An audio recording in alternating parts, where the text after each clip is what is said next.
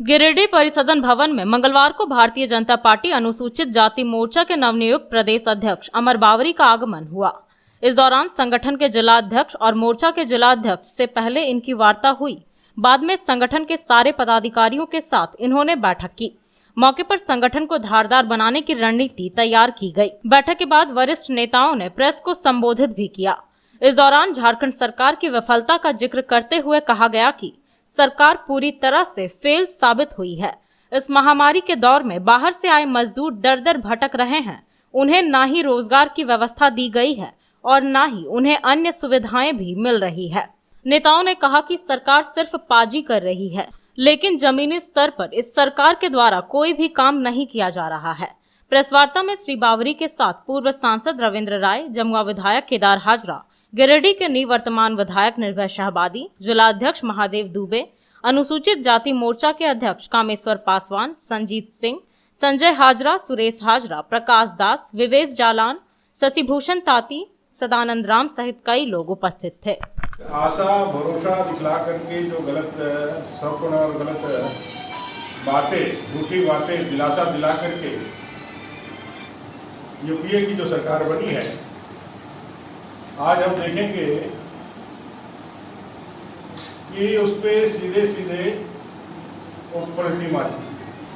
Corona के इस गंभीर काल में भी अगर देखें तो जहां पूरा देश, पूरी दुनिया इस कोरोना संकट से लड़ रही है, राज्य की सरकार इसमें की कर्तव्य विमूढ़ बन करके चुपचाप बैठी हुई। आज झारखंड के अंदर जो भी योजनाएं चल रही है इस विकट परिस्थिति में, वो सारी योजनाएं केंद्र से प्रायोजित, चाहे वो अनाज का योजना जो नवंबर तक बढ़ाया गया है, चाहे गैस का रिफिलिंग फ्री में होना हो, 88 करोड़ लोगों को, 80 करोड़ लोगों को अनाज पूरे भारत देश में बांटा जा रहा है और हम लोगों को यहाँ भी आदरणीय मोदी जी की तरफ से बांटा जा रहा है। 500 रुपये का सहायता राशि जनधन योजना में डायरेक्ट डीबीटी के माध्यम से ग्रामीणों को, यहाँ के लोगों को दिया। ये सरकार की ओर से, केंद्र सरकार की ओर से सहायता, और प्लस हम लोगों का जो है, अगर कोरोना काल में देखें तो भारतीय जनता पार्टी छोड़ करके कोई भी कार्यकर्ता इस पूरे काल में लोगों के मदद के लिए सड़कों पर नहीं दिखा। सिर्फ और सिर्फ भारतीय जनता पार्टी के कार्यकर्ताओं ने ही, वो चाहे राहत पैकेज के रूप में सूखा अनाज हो, चाहे खिचड़ी का वितरण हो, पूरे झारखंड प्रदेश में हमारे कार्यकर्ता ही दिखे। बाकी कोई भी राजनीतिक दल का कोई नहीं दिखा। राज्य सरकार का भी कोई प्रतिनिधि कहीं भी नहीं दिखा। राज्य सरकार अपने कार्यों से इतनी विमुख है। मैं आपको उदाहरण देना चाहता हूँ। इस कोरोना में जो एक बहुत बड़ी औरैया में जो घटना हुई, जिसमें बड़ी संख्या में मजदूरों का मारा जाना हुआ, हमारे बोकारो डिस्ट्रिक्ट से भी 12 मजदूर मरे। यूपी की गवर्नमेंट ने, योगी आदित्यनाथ जी की गवर्नमेंट ने 3 दिनों के अंदर में अपने घोषणा के अनुरूप उन तमाम मृतकों के लाभुकों को, आश्रितों को 2 लाख रुपये उन्होंने दे दिया। लेकिन राज्य सरकार आज तक, जिसमें दलित 9 दलितों का, उसमें एक ही परिवार के 9 दलितों का जो है वो मृत्यु हुआ है। मजदूर थे, प्रवासी मजदूर थे, अपने घरों को आ रहे थे। राज्य की सरकार ने 4 लाख रुपये मुआवजा की घोषणा करी, लेकिन आज तक 1 पैसा भी उसके खाते में नहीं किया है। आज उस घटना के हुए लगभग 2 महीने होने को आए हैं, 1 भी पैसा उसके खाते में नहीं किया। ना ही सरकार का कोई बड़ा शीर्ष नेता उसी जिले में, बोकारो जिले में ही राज्य सरकार के प्रतिनिधि के रूप में वहां मंत्री निवास करते हैं, उन्होंने इतना भी नहीं सोचा कि जाकर के पीड़ित परिवार के सांत्वना देकर के वहां खड़ा हो सके। इतनी भी फुर्सत नहीं।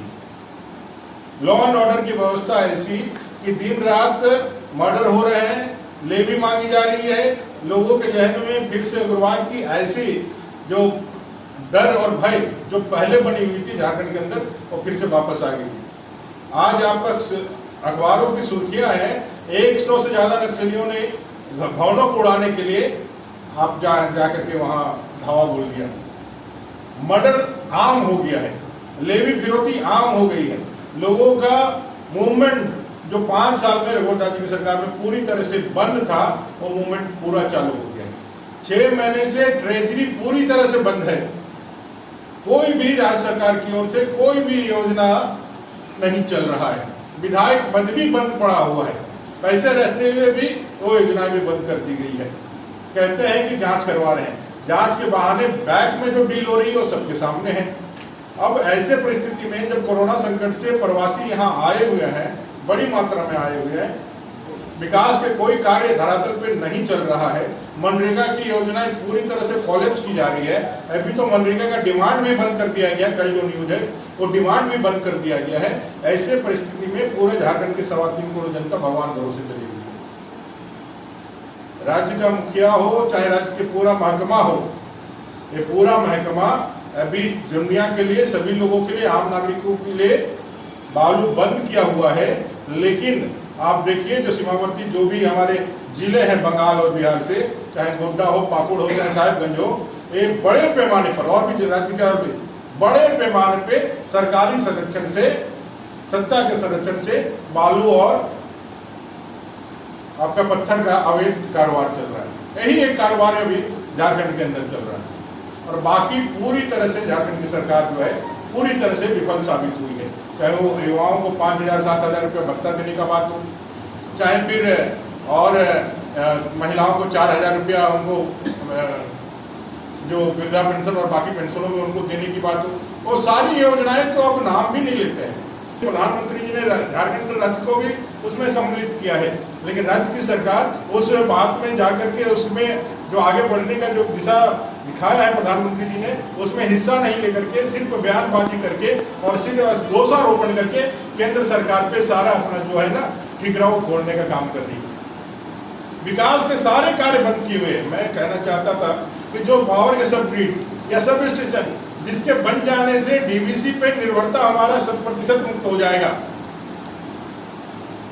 आज वो काम भी जो 5% बचे हुए हैं वो काम को रोक दिया गया है। बड़े बड़े नहर जो 5% कामों से बचे हुए हैं उनको रोक दिया गया है।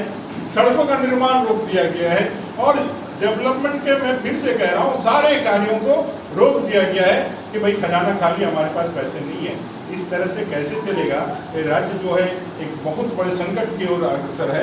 ऐसे परिस्थिति में भारतीय जनता पार्टी के एक कार्यकर्ता के रूप में, भारतीय जनता पार्टी के एक संगठन के रूप में, भारतीय जनता पार्टी के एक विचार के रूप में हम सब लोग जो भारतीय जनता पार्टी के कार्यकर्ता हैं, संगठित होकर के 3.25 करोड़ जनता के भलाई के लिए हम लोग संघर्ष करने का जो हम लोगों ने फैसला किया है, उसी के निमित्त आज गिरिडीह आए हैं और यहाँ पे आप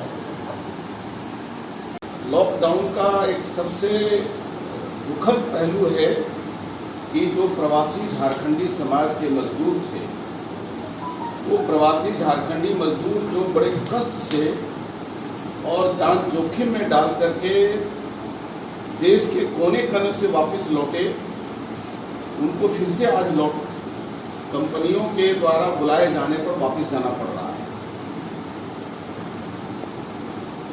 कहीं न कहीं झारखंड में जो रोजगार वृद्धि होना चाहिए, वो रोजगार की वृद्धि नहीं होने के कारण उनके सामने भी मजबूरियां आई हैं। हमने पहले भी अपील किया है कि कंपनियों के लोभ में न आए, मजदूर वापस किसी शहर में न जाएं, क्योंकि मजबूरी फिर हो सकती है और कोरोना का फिर से भयावह रूप आ सकता है और उन्हें पछताना पड़ेगा। लेकिन मैं एक बात कहना चाहता हूँ कि रोजगार के सबसे महत्वपूर्ण साधन है कंस्ट्रक्शन डिपार्टमेंट, भवन निर्माण, सड़क निर्माण, और ये निर्माण कार्य जो है वो सबसे अधिक प्रभावित होता है बालू से। पूरे झारखंड में बालू के लिए हाहाकार मचा हुआ है।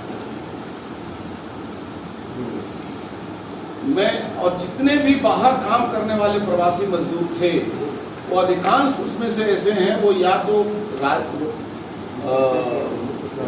राजमिस्त्री थे या राजमिस्त्री के सहयोगी थे, जो वहाँ पर भवन बनाने का काम करते थे, मार्केट बनाने का काम करते थे, बिल्डर्स के साथ थे। आज वो यहाँ आकर के बेरोजगार हो गए हैं। यदि कोई प्राइवेट में, सरकारी काम तो ठप है, लेकिन प्राइवेट काम भी इसलिए नहीं हो पा रहा है कि बालू नहीं मिल रहा है।